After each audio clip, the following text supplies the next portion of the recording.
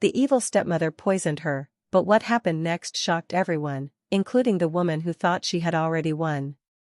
Stick with me while I share my story, and if it touches you, don't forget to support our channel by hitting that subscribe button, dropping a like, and sharing it with the people you care about. I'm Hannah Miller, and until a few months ago, my life was quiet and ordinary. I worked hard, kept to myself, and never asked anyone for much. When my father passed away, everything inside me fell apart. Losing him felt like losing the one person who truly saw me. I couldn't stay in my small apartment anymore, so I moved back to the house in Ohio where I grew up, hoping familiar walls might help me breathe again. At first, it felt strange being back. The house was the same, but the energy wasn't. My father was gone, and his wife, Diane, was now the only other person living there with me. To the outside world, she looked like the perfect stepmother. She spoke softly to neighbors, smiled at church, and told everyone how worried she was about me. People praised her kindness, saying I was lucky to have her during such a hard time. What they didn't see was the silence behind closed doors. When no one else was around, her warmth disappeared. Her words became short. Her eyes followed me everywhere. She controlled small things: what time I ate, where I went, how long I stayed out. If I questioned anything, she reminded me that it was her house now too, and that I should be grateful she let me stay. I told myself she was grieving in her own way. I made excuses for her sharp tone and cold looks. I didn't want more conflict. I was already exhausted from loss, and all I wanted was peace. That night, I was sitting at the kitchen table, staring at nothing, when Diane walked in carrying a mug. She said I looked tired. She said she had made me something warm to help me sleep. Her voice was calm, almost gentle. For a moment, she looked like the woman everyone else believed she was. She placed the cup in front of me and waited. I hesitated. Something about the moment felt heavy, but I pushed the feeling away. I didn't want to seem ungrateful. I didn't want another argument. I wrapped my hands around the mug, felt the warmth, and thanked her. Diane watched me closely as I lifted the cup to my lips. I took a sip, not knowing that my life was about to change forever. Looking back, the warning signs were always there. Diane entered our lives years ago, when my father decided to remarry. She smiled during the wedding and played her role well, but even then, her affection never reached me. She didn't hate me openly. She simply treated me like someone temporary, someone she had to tolerate rather than accept. While my father was alive, Diane stayed careful. She never crossed obvious lines. Any cold moment was hidden behind polite words. If she said something sharp, it was framed as concern. If she made a decision without asking me, she called it help. My father believed peace in the house meant everything was fine, and I didn't want to be the reason for tension, so I stayed quiet. Everything shifted after he died. The house felt tighter, like the walls were listening. Diane's tone changed first. Compliments turned into quiet criticism. Questions turned into commands. She began correcting how I dressed, how I spent money, even how long I stayed in the shower. None of it was loud enough to point out, but all of it added up. Then came the paperwork. She started leaving envelopes on the table, saying they were routine things that needed signatures. She spoke quickly, using words I didn't fully understand. When I asked what they were, she brushed it off and said my father had already handled most of it before he passed. She made it seem like a burden I shouldn't worry about. Something about it didn't sit right. When I hesitated, her patience disappeared. She sighed loudly, rolled her eyes, and reminded me that she was managing everything now. She said the bills, the house, and the future were heavy responsibilities, and that I should trust her judgment. Each time I delayed signing, her frustration grew sharper. Her behavior became more calculated. She kept track of my schedule. She asked where I was going and when I would be back. She watched my phone calls from across the room. Sometimes I caught her staring at me with an expression I couldn't read, not anger, not sadness, but something colder. One evening, I overheard her on the phone. She stopped speaking the moment she noticed me. Her face tightened, and she told me I wasn't supposed to be home yet. That was when I realized she wasn't just annoyed by my presence. She was threatened by it. The truth came out quietly, without drama. While sorting through my father's old documents, I found a folder tucked behind tax papers. Inside was his updated will. My hand shook as I read it. My name was there, clear and undeniable. He had made sure I was protected. He had planned for my future. In that moment, everything made sense. Diane hadn't just lost a husband. She had lost control of something she believed belonged to her. And I was the obstacle standing in her way. That evening was unusually quiet. The house felt still, almost heavy, as if it was holding its breath. I remember the clock ticking loudly in the living room while I sat alone, trying to calm my thoughts. My body felt tired in a way sleep never seemed to fix. Grief does that to you. It drains you slowly, without warning. Diane walked into the kitchen without saying much. She moved carefully, almost gently, and for a moment it felt like she was trying to be kind. She said I looked worn out and mentioned that I hadn't been sleeping well. Her voice was softer than usual, controlled and smooth. She told me she would make something warm that might help me rest. I didn't ask for it, but she insisted. She took out a mug and went about her routine like this was something she had done many times before. She said it was an herbal drink, something natural, something calming. I watched her from the table. She kept her back to me most of the time, and I noticed how quiet she was. No small talk. No fake smiles. Just focus. When she placed the mug in front of me, the smell was strong and unfamiliar. I paused. A small voice inside me told me to wait, to question it, but I ignored that feeling. I didn't want to create tension. I didn't want another uncomfortable moment. I wanted the night to end peacefully. I lifted the mug and took a careful sip. At first, nothing happened. The warmth spread through my chest, and I told myself I was overthinking. Diane stood across from me, watching closely. Her face showed no emotion. Not concern. Not care. Just stillness. Then the room began to shift. My head felt light, like it wasn't fully attached to my body. A sudden wave of nausea hit me, sharp and fast. I grabbed the edge of the table to steady myself, but my hands felt weak. The mug slipped from my fingers and shattered on the floor. I tried to speak, but my words wouldn't come out right. My vision blurred. The walls seemed to tilt, and my heartbeat grew louder in my ears.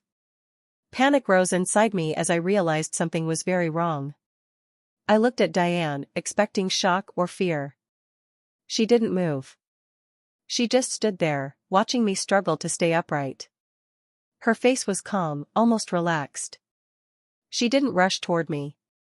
She didn't call my name. She waited. My legs gave out, and I collapsed onto the floor. The cold surface pressed against my cheek, but I barely felt it. My stomach twisted, and my head spun faster with every second. I tried to pull myself up, but my body wouldn't respond. Time slowed down. I heard footsteps eventually, but they felt distant, like they were coming from another room or another life.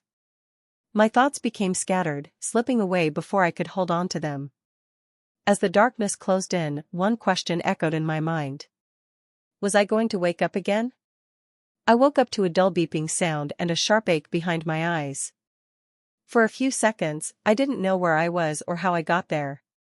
The air smelled clean and strange, and the light above me felt too bright. When I tried to move, my body felt heavy, like it didn't fully belong to me. A doctor noticed I was awake and came closer. He spoke calmly, asking simple questions to check if I was alert. My throat was dry, and my voice came out weak when I answered. He told me I was in the hospital and that I had been brought in after collapsing at home. Not long after, another doctor explained what they had found. Something harmful had been in my system. It wasn't enough to kill me, but it was enough to cause serious damage if help hadn't come when it did. His words were careful, measured, but the meaning was clear. This wasn't a random illness. A nurse stayed behind after the doctors left. She lowered her voice and leaned closer to me. She asked if there was anyone at home who might have wanted to hurt me. Her eyes searched my face, not curious, but concerned. I didn't answer right away. My head was still foggy, and everything felt unreal. Before I could respond, the door opened. Diane walked in. She rushed to my bedside, her face tight with emotion. Her eyes were red, her voice shaky. She held my hand and told me how scared she had been, how she thought she had lost me. Anyone watching would have believed every word. She played her role perfectly. I watched her carefully. Between her soft sobs and gentle touches, she asked questions. Not about how I felt emotionally, but about details. How long would I need to stay? What exactly had they found? Would there be lasting effects? Each question was quiet, almost casual, but there were too many of them. She asked if I remembered what happened. She asked if I had eaten anything unusual. She asked if the doctors said I would fully recover. I told her very little. As she spoke to the staff, her tears stopped quickly. Her face returned to calm the moment she thought no one was watching. She thanked the doctors politely and asked about discharge plans. It felt rushed, like she was eager to move forward before something caught up with her. When she stepped out of the room to take a call, the nurse returned. She looked at me differently this time. She told me the results were clear. What I had ingested didn't belong in any kitchen cabinet. Lying there, staring at the ceiling, everything finally connected. The careful timing. The calm reaction. The questions that felt more like checks than concern. This wasn't a mistake. This wasn't bad luck. Someone had made a choice. And for the first time, I understood that what happened to me was not an accident at all. As the days passed in the hospital, my body slowly grew stronger, but my mind stayed restless. With nothing to distract me, memories began to surface, small moments I had once ignored. They replayed clearly now, carrying a meaning I couldn't escape. I remembered how Diane always insisted on handling the groceries. She chose what came into the house and where it was stored. She labeled containers and told me not to touch certain things because they were meant for later. When I felt sick or stressed, she offered pills before I could even ask, saying they were safe and common. If I hesitated, she acted offended, as if I were questioning her care. At the time, I thought she was being overly responsible. Now, those moments felt calculated. One afternoon, a doctor sat beside my bed and spoke honestly. He said the substance found in my body wasn't something that could appear by accident. It had been added on purpose, mixed carefully so the effects would be strong but not immediate. His words were quiet, but they landed hard. There was no misunderstanding anymore. Soon after, 2 officers came to speak with me. They asked about my home life, about the people I lived with, about what I ate and drank before I collapsed. I answered truthfully, but without accusation. I could tell they were listening closely, yet without clear evidence, their questions stayed cautious. They explained they needed more than suspicion to move forward. Diane visited every day. At first, she kept her calm mask on, but cracks began to show. She paced the room instead of sitting. She asked the nurses how long I would need monitoring. She grew frustrated when doctors delayed answers. Her concern no longer sounded gentle, it sounded urgent. She watched me closely, like she was measuring my strength. When I walked a few steps on my own, her smile faded quickly. When I told her I felt clearer each day, her jaw tightened. She asked whether the doctors thought there would be long-term damage. When the answer wasn't what she wanted to hear, she fell silent. I realized something important then. She believed I was already fading. She thought my body would fail quietly, that even if I lived, I wouldn't be strong enough to fight back. Her patience was running out because her plan wasn't unfolding the way she expected. At night, lying alone, I thought about confronting her. I imagined asking why. I imagined demanding the truth. But each time, the same answer came back to me. It was too soon. I didn't have proof yet. I didn't know how far she was willing to go. And most of all, I knew she still believed she was in control. That belief made her careless. So I made a choice. I would stay quiet. I would watch. I would heal. And when the time was right, I would let the truth speak for itself. When I returned home, I made sure not to seem like myself. I moved slowly, asked simple questions twice, and acted unsure about things I used to handle easily. I let my hands shake when I held a cup. I let my thoughts appear scattered. It wasn't hard at first because my body was still recovering, but I leaned into it more than necessary. Diane noticed immediately. Her voice softened again, but this time it carried confidence. She corrected me often, finished my sentences, and reminded me of things I hadn't actually forgotten. She told neighbors I wasn't quite the same since the hospital. She said it with a look that suggested acceptance, not concern. I never corrected her. When doctors followed up, I downplayed my progress. I let Diane speak for me when she offered to explain my symptoms. Each time she believed the damage was lasting, her shoulders relaxed a little more. The careful woman I once feared began to slip. She stopped hiding papers. Folders appeared on the desk in the study. Drawers were left unlocked. She spoke openly on the phone, assuming I wasn't sharp enough to understand. I listened quietly and remembered everything. When she left the house one afternoon, I went into my father's old room. His things had been boxed away carelessly, like they no longer mattered. I opened the containers slowly, respecting the space he once occupied. Inside were documents, receipts, and personal notes he had kept organized his whole life. That's when I saw it. Some papers didn't match his handwriting. Signatures looked rushed, uneven. Dates were altered slightly, just enough to change meaning. Bank records showed transfers he never would have approved. Property forms were filed without his knowledge. My chest tightened as the truth came into focus. This wasn't sudden. This wasn't emotional. It was planned. Diane hadn't just taken advantage of his death. She had started before it. She had moved money quietly, changed ownership, and positioned herself as the sole decision-maker. My presence in the house disrupted that plan. My survival threatened it. The poisoning wasn't about anger or jealousy. It was about removing an obstacle. Standing there with those papers in my hands, I understood everything clearly for the first time. I wasn't dealing with a grieving widow who made a terrible mistake. I was dealing with someone who saw people as problems to be solved. And as long as she believed I was weak, she would keep exposing herself. I placed everything back where I found it, locked the door, and returned to my slow walk through the house. Inside, I wasn't fragile anymore. I was ready. From that point on, I started paying attention to everything. Not in an obvious way, but quietly, carefully.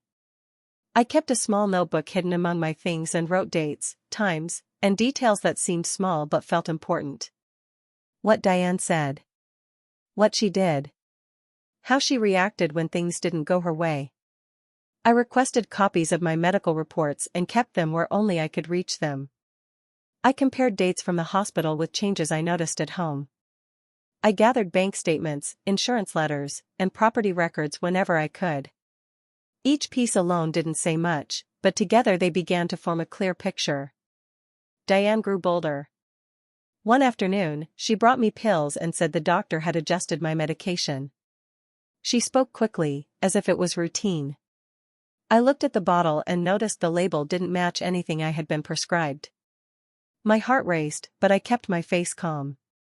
I told her I wasn't feeling well enough to take it just then. She didn't like that. She insisted, saying it was important and that missing a dose could make things worse. Her voice tightened, and her eyes stayed fixed on me. I promised I would take it later. When she finally walked away, I poured the pills down the sink and rinsed them away. That moment confirmed everything. This wasn't a misunderstanding or fear-driven mistake. She was trying again. She wanted to finish what she had started, quietly and without questions. From then on, I stopped eating or drinking anything she handed me without checking it first. Around that time, I reached out to someone my father trusted deeply.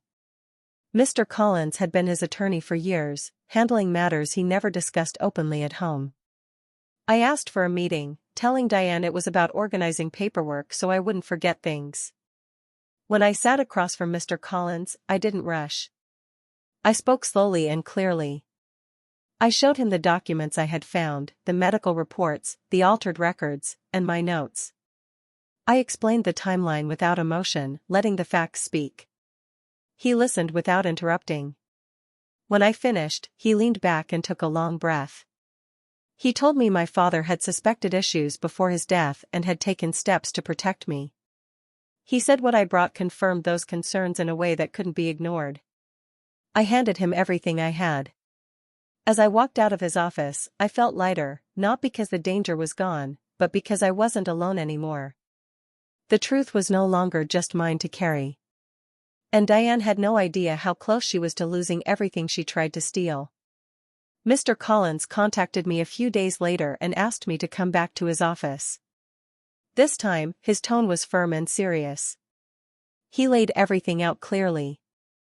The forged signatures, the altered records, the unauthorized transfers, and the medical evidence all pointed in the same direction.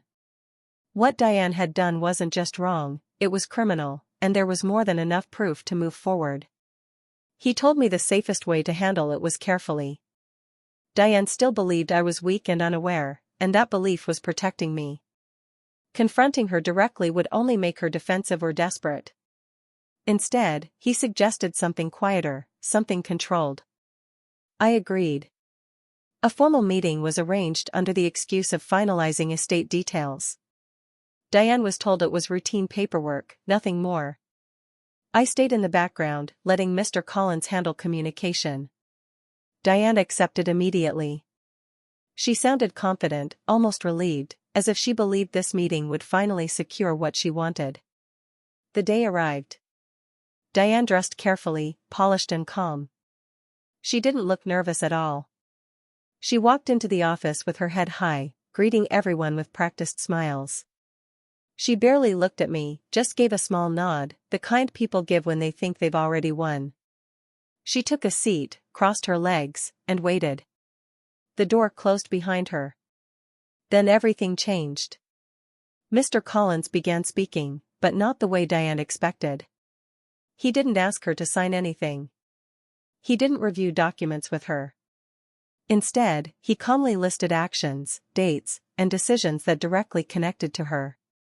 As he spoke, other people in the room introduced themselves, legal representatives, financial investigators, and authorities.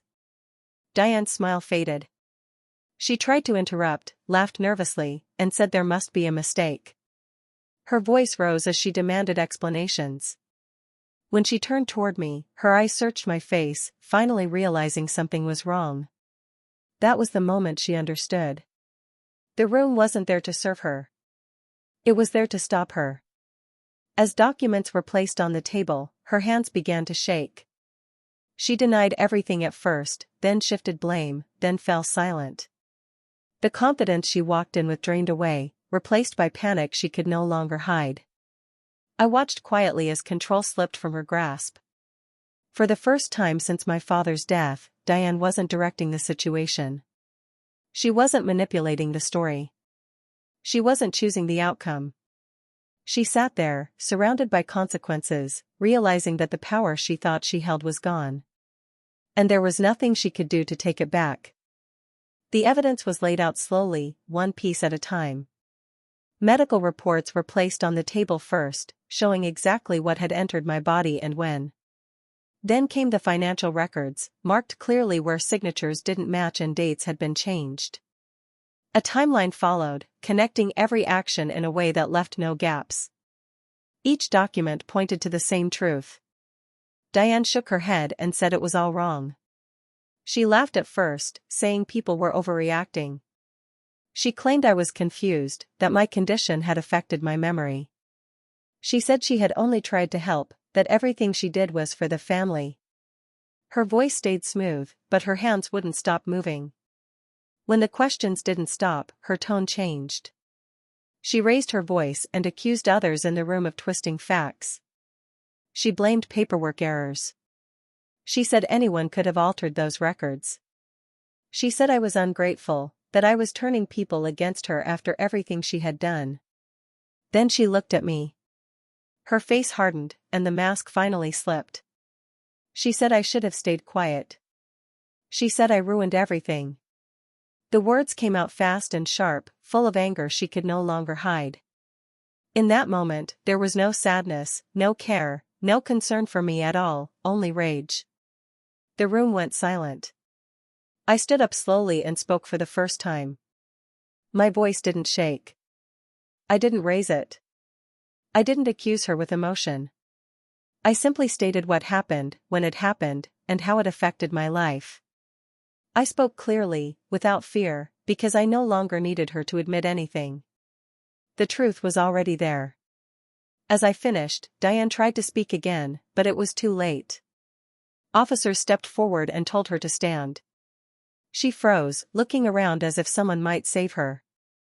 No one did. They placed handcuffs on her wrists. The sound was quiet, but it echoed in my chest. She protested, cried, and shouted as they led her away. The woman who once controlled every room she entered was suddenly powerless.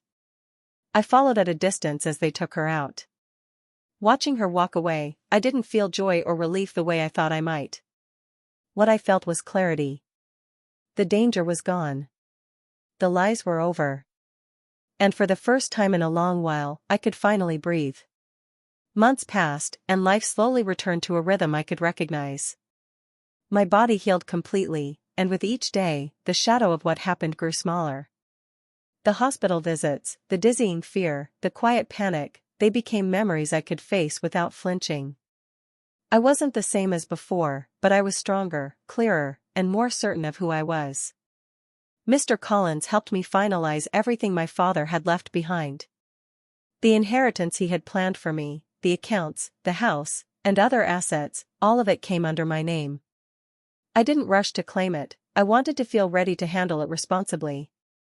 When the time came, I accepted it quietly, knowing it wasn't just money, it was my father's way of protecting me, even after he was gone. The family house, the place that had once felt heavy with grief and fear, was sold. I packed my belongings and moved to a smaller, calmer home elsewhere. No reminders of past threats, no lingering tensions, just a fresh start. For the first time in years, I could make choices purely for myself. I filled the space with small comforts, a few plants, my favorite books, and the peace I had been missing for so long. Diane faced the consequences of her actions. Legal proceedings confirmed the crimes she had committed. Her name became public in newspapers and reports, exposing her lies and manipulation. People who had once praised her kindness learned the truth. And while many would have wanted to celebrate such a victory, I didn't. Seeing her punished was necessary, but I didn't feel triumph. My goal had never been to humiliate her, it had been to survive, to reclaim my life, and to ensure justice in the right way. My revenge wasn't loud or violent. It didn't require anger or rage to make its point. It was quiet, patient, and precise. I had waited, observed, and collected the truth until the moment it could no longer be ignored. That was enough. I didn't need her to suffer in front of me to know that she had lost. Sometimes I think back to the nights I felt unsafe in my own home, the moments when I wondered if I would wake up, and the fear that consumed me. And now, I realize those moments were the ones that prepared me to act wisely, carefully, and without giving her power over my emotions. Sitting quietly in my new home, looking out at the evening sky, I reflect on everything. Diane thought she could erase me from her life, eliminate me completely, and take what was mine. But in trying to destroy me, she only revealed herself. Every lie, every act of cruelty, every carefully hidden plan came to light because of her own choices. And I survived. I smile softly to myself and whisper, she tried to erase me. Instead, she revealed herself.